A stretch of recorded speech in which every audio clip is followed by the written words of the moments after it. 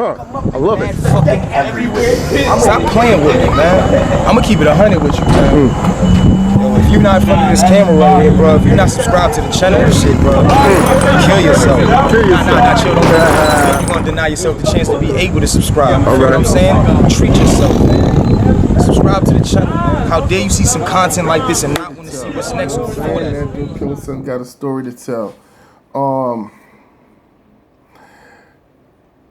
I've been debating this for a while. You know what I'm saying? Like, you know, I grew up in Brooklyn, like I said, you know, Flatbush, to be exact. And, you know, the way we grew up, you really didn't talk business. You didn't talk things you did. You didn't talk things that happened to you. I mean, people in the neighborhood kind of do. Your neighborhood, your crew and stuff. But, I mean, outside of that, you really ain't talk your shit. But, you know, the more I think about it, the more I see what's going on in the world, you know, in different hoods. You know, the experiences that I had or other people had could help a younger dude or somebody that, you know, think they about that life and they may or may not be. You know what I'm saying? And depending on how things shake, you know, you could be either, you know, 6 feet under or locked up or whatever. Anyway, go back to, I was 22, you know, and I already had my little wild style. I mean, you know, different episodes I might, you know, tell you the MadDog memoirs, you know what I'm saying? You know, different episodes I'll tell you some different things, but, you know, this first episode is a little bit more advanced in my life as far as my young hood life, sort of going to the tail end. And I was 22. I was doing security out in Brownsville, Amboy Street. It was like a sort of own development, if you will, that would house recently homeless people. So if you got burnt out of your apartment, or if you were a battered woman and had a kid and you was like hiding out, you could come to this, you know, this housing projects. And you know, there'd be people that was on work release and stuff coming there to visit their girl and all that stuff on the weekend or whatever the case may be. But, you know, I applied there. I was doing security. I was there maybe about a couple of weeks, you know what I'm saying, getting down with the news lingo or what's going on. And, it, you know, sometimes you work maintenance. Sometimes they have the maintenance people doing security. Sometimes the security people be doing maintenance. When I say maintenance, you know, like mopping the floors, cleaning, stuff like that. They'd be wearing a green jumpsuit. It was funny because, like, you know, I remember I was going up the stairs once, you know, and the dude was rapping on his on his headphones. He had a Walkman on his headphones, mopping, maintenance dude, and he had the mop in one hand and the 357 in the other hand, fully loaded. You know what I'm saying? And he mopping and talking and shit. I remember there was some dudes that from the maintenance crew was going to lunch, and they were like, "Yo, we going to Marlboro Projects. Listen out for us. We about to light this shit up." And about 25 minutes later, they went to Marlboro Projects, and we was, you know, doing security, and you just heard bow, bow, bow, bow. You know, lighting that shit up, letting some rounds go. You know, and they came back. It was all funny, live, and, you know, jokes and, you know, high-fiving and all that shit. And it was cool. And then, like, later on, you know, found out some old heads was, you know, going down south, and, you know, they go down maybe once every 2 months, take the orders, get guns, come back. And pretty much you could sort of order what you want, and they'll try and get it for you. So I'm working this, met up with a couple people, you know, whatever. I'm trying to, you know, do things on the straight and narrow. I just got my brand new daughter. I think she was only a couple months old, maybe 2 months old, 3 months old.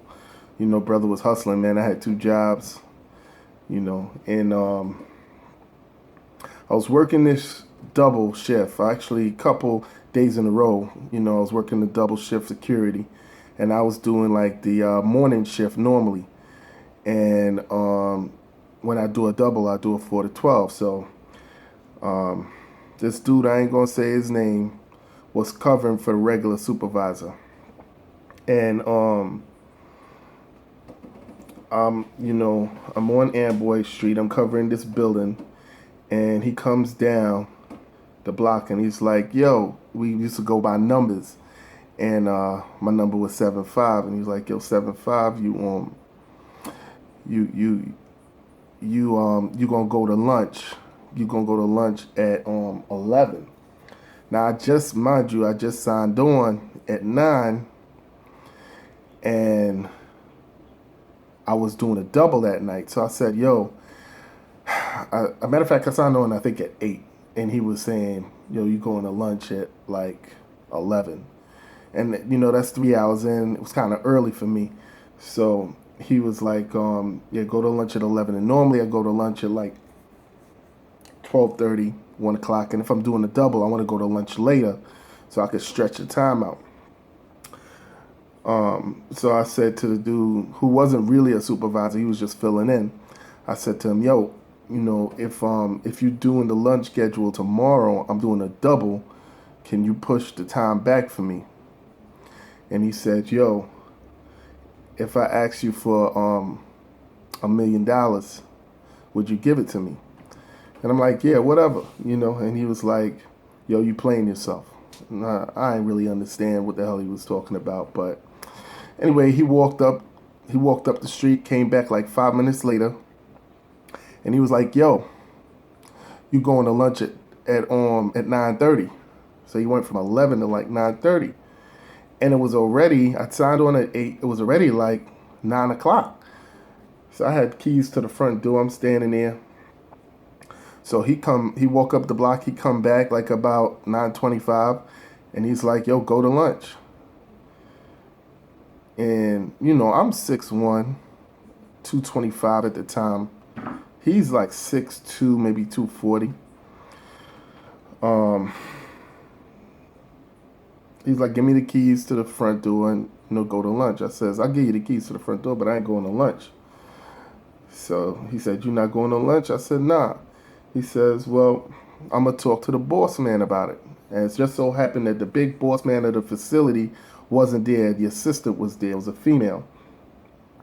So like he walked up the block, and next thing you know, I hear my name on the radio. They were like 75. Go to lunch or come see me in the office. So I went and seen the lady in the office, and she said, "Why won't you go to lunch?" I said, "Because old dog, told me go to lunch at 11. And, I asked him if I could have my lunch a little later the next day because I'm doing doubles, working till like 11:30 at night and stuff." And, he came back after I asked him if he could push my time back the following day.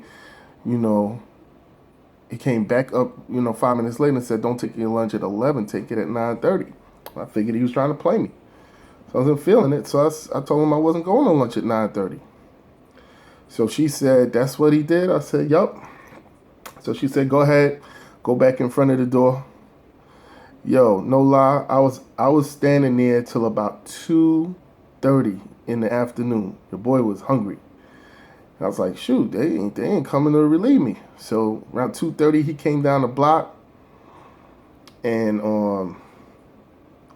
he was like, "Yo, don't ever cross me again, homie." He asked for the keys. I'm like, "Yo, here's the keys." And I said, What you mean, don't ever cross you again?" It says, "Yo, if you got a problem, homie, we can handle it. We can handle it when I get off. We can handle it right now. What you want to do?" And he was like, "All right, like go ahead," type of thing. That was it.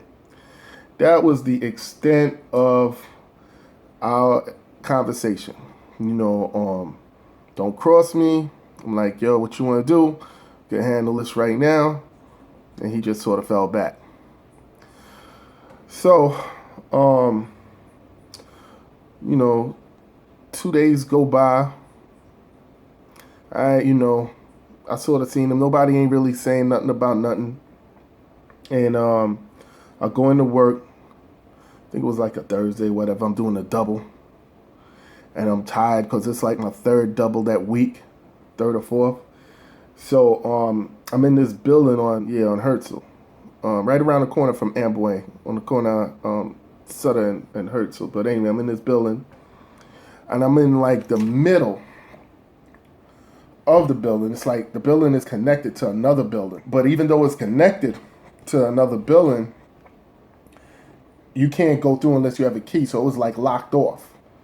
So I'm deep inside this building on the first floor, but I'm towards the dead end part where the door is locked. And I'm under the steps, and your boy was taking a crazy nap, man. I was like out.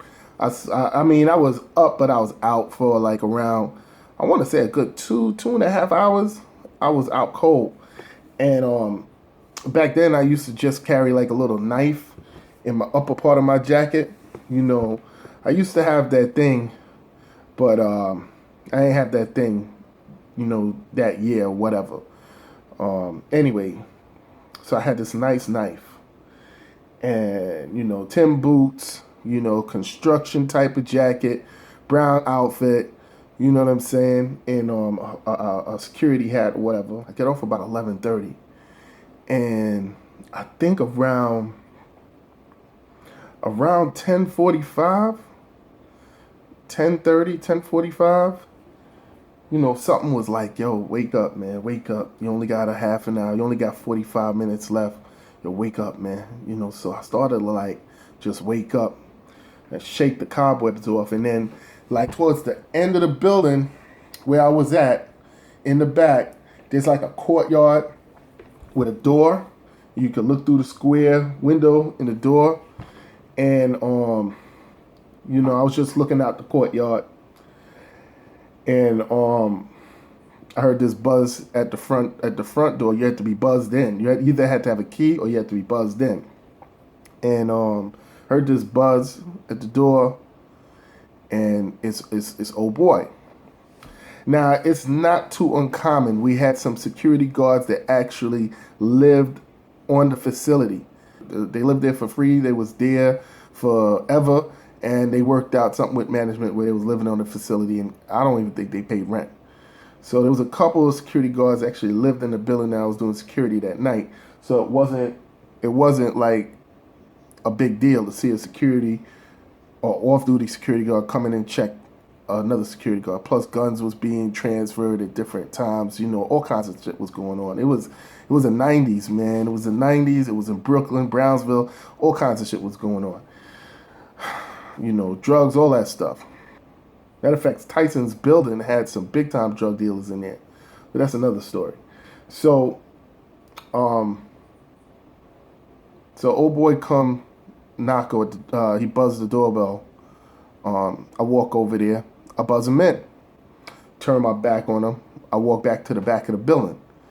You know, we really didn't have no words. It wasn't no standing beef. It wasn't like if people was, you know what I'm saying, yo, it's on, none of that, you know, whatever.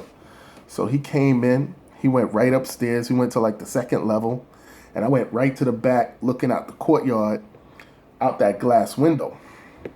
So I'm staring out the glass window, and I hear him come back down the stairs. Still ain't thinking nothing about it, still thinking it could have been somebody else coming down the stairs. I don't even know if it's him coming down the stairs. I heard somebody coming down the stairs. And then, you know, they start walking towards the back of the building, like where I was. Ain't no big deal. So I'm looking at the courtyard. I'm chilling. I'm looking at my clock. I got another half hour. So the person that was walking down the hallway, you know, stopped behind me. So I know it's old dog. He stopped behind me, and he just standing there. I'm staying out the courtyard. And I'm like, I ain't even giving this guy really the time of day, like, excuse my shoulder type of thing. So then I hear like some metal like clashing against some buttons or like pans or something. It just sounded like metal. So when I turned around, I see this sort of shotgun pointed right at me.